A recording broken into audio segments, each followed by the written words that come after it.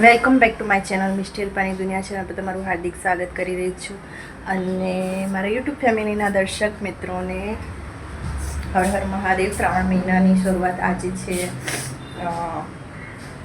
આજથી દિવસોની સ્ટાર્ટ અમાસ છે. જે લોકો અમાસથી દસમાના વ્રત લેતા હોય તે બધા જ મારા દર્શક મિત્રોને, યુટ્યુબના દર્શક મિત્રોને જે દશામાં અને દશામાના વ્રતની ખૂબ ખૂબ શુભકામનાઓ. દશામાનું વ્રત સારી રીતે એમનું જાય અને દશામાં સૌને પડે, જેવા રાજા રાણીને પડ્યા એવા સૌને પડે. સો ફ્રેન્ડ્સ, આજે હું વ્લોગની સ્ટાર્ટ કરી રહી છું.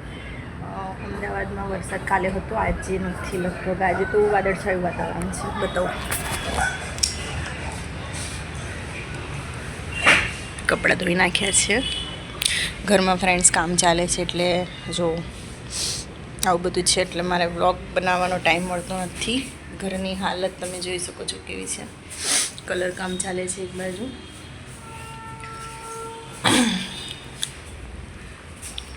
સો ફ્રેન્ડ્સ, આ બધું સરખું કરતાં મારે 1 મહિનો તો થઈ જ જવાનો છે.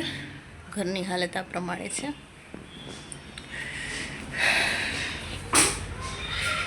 દેખો,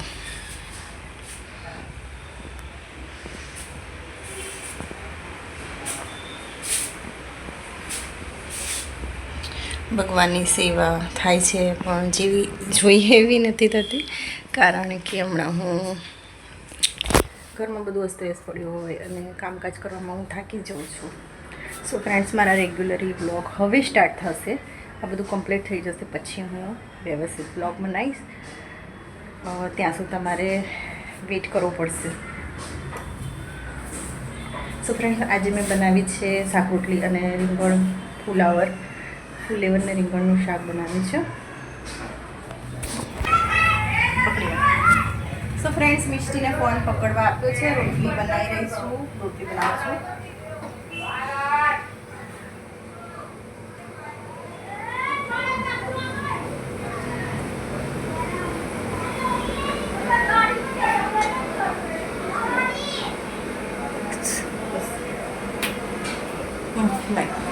જો હેલો બોલ. આજે શું છે? આજે શેનું ચાલુ કર્યું દશામાનું? હા, સાંભળો. અરે શું કહેવાય, એ ફોટો દશામાની નીચે પેલો પછી ચોખા આમ કર્યા, પછી કંકુ નીકળ્યું એમાંથી. એ તો 12 દશામાનું પેલું બહુ બધા ફોટા હતા. કાળી માતાનું હતું ને દશામાના બધાના ફોટા હતા. સારું, એટલે 12 દશામાના નામ લઈને કોઈ ભાઈ હતા ને દશામાં તું ખરી શું કહેવાય, હું બતાડું. દેખો ફ્રેન્ડ્સ, મેં રોટલી બનાવી દીધી છે. આટલી રોટલી બનાવી છે. એકાદું પકડું છું, એકાદું ફોન પકડ્યો છે. તવા પર નાખીશ.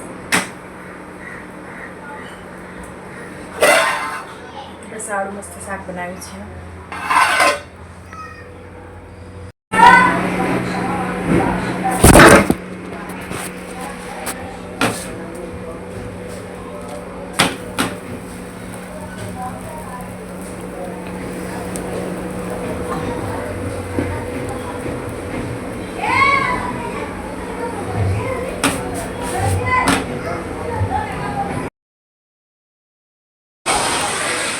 સરસ મજાનું ભાગી કાઢ્યું છે ફ્રેન્ડ્સ. ટીવી જોતાં મિષ્ટી જોઈ રહી છે કાર્ટૂન, અને ટીવી જોતાં મિષ્ટીને શાક નહોતું ભાવ્યું, એટલે એ તો ખાઈ રહી છે દાળ અને રોટલી. અને હું એને રસાવાળું શાક ભાવતું નથી, અને કોરું શાક ભાવે છે, એટલે એ ખાઈ રહી છે દાળ. સો ફ્રેન્ડ્સ, તમે પણ આવી જાઓ ખાવા. ફટાફટ જમી લઈએ.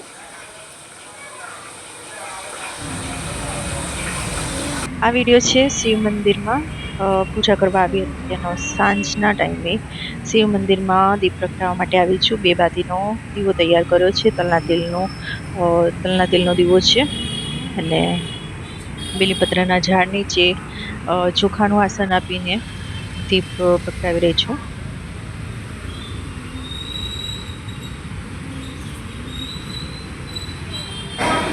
શ્રાવણ મહિનો ચાલી રહ્યો છે, અને આ શ્રાવણ મહિનાનું શું મહત્ત્વ છે એ તમને બધાને ખબર જ હશે ફ્રેન્ડ્સ. તો શ્રાવણ મહિનાની અંદર સમુદ્ર મંથન થયું હતું. સમુદ્ર મંથન વખતે જે શિવજીએ વિષ પીધું હતું તે વિષની એટલી બધી પ્રબળ એની અસર હતી, જેના લીધે થઈને શિવજીને ગળામાં વિષ એમણે અટકાવી દીધું હતું. અને એ મહત્ત્વથી તે આપણે જળ ચડાવીએ છીએ, જેથી એમનું ભગવાનને જળ ધરાવવાથી ભગવાનની જે વિષ્ણુ જે પ્રકોપ છે એ શાંત થઈ જાય. કદાચ એવું જ છે, બાકી મને ખાસ ખબર નથી. તમે કોમેન્ટમાં કહેજો શું મહત્ત્વ છે. દરેકના મહત્ત્વ અલગ અલગ છે, એ સમજીને મને કહેજો કે તમારું શું શ્રાવણ મહિના વિશે શું મંતવ્ય છે, એ તમે મને કોમેન્ટમાં જણાવજો. ફ્રેન્ડ્સ, આ સાંજના ટાઈમે ભગવાન શિવજીના પરનો શણગાર હટાવી દેવામાં આવે છે અહીંયા આ મંદિરની અંદર. અને એકદમ મસ્ત એમને સ્વચ્છ નવડાવી દીધા છે અને એકદમ પૂરા કરી દીધા છે શિવજીને. એકદમ સંધ્યા ટાઈમે શિવજીનું આ સ્વરૂપ હોય છે આ મંદિરમાં. દીપ પ્રગટાવી રહી છું.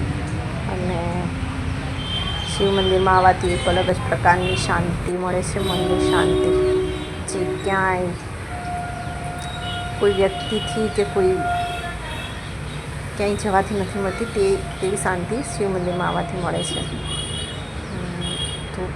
દીપ દેખાડી રહી છું પ્રભુને. સો ફ્રેન્ડ્સ, અહીંયા કાર્તિકેય મહારાજ, ગણપતિ મહારાજ અને ગણપતિ દાદા અને પાર્વતીજી વિરાજમાન છે, તથા આ બાજુ છે હનુમાનજીની મૂર્તિ. સૌપ્રથમ ગણેશજી બિરાજેલા છે, ત્યારબાદ પાર્વતીજી છે, કાર્તિકેય છે અને છેલ્લે હનુમાનજી બિરાજેલા છે. સો ફ્રેન્ડ્સ, એક તો વોઇસ ઓવર કરતાં બહારનો અવાજ પણ આવે છે, તો અવાજને ઇગ્નોર કરશો, કારણ કે વોઇસ ઓવરમાં મારે બહુ તકલીફ પડે છે. ભગવાન પાસે એટલું માગું છું કે બસ સ્વસ્થ રાખે અને એમની કૃપા હંમેશા બની રહે. ત્યારબાદ ઘરે આવીને મંદિરમાં પણ દીપ પ્રગટાવીને પૂજા કરી હતી. સો ફ્રેન્ડ્સ, તમને મારા વિડીયો કેવા લાગે છે કોમેન્ટમાં કહેજો.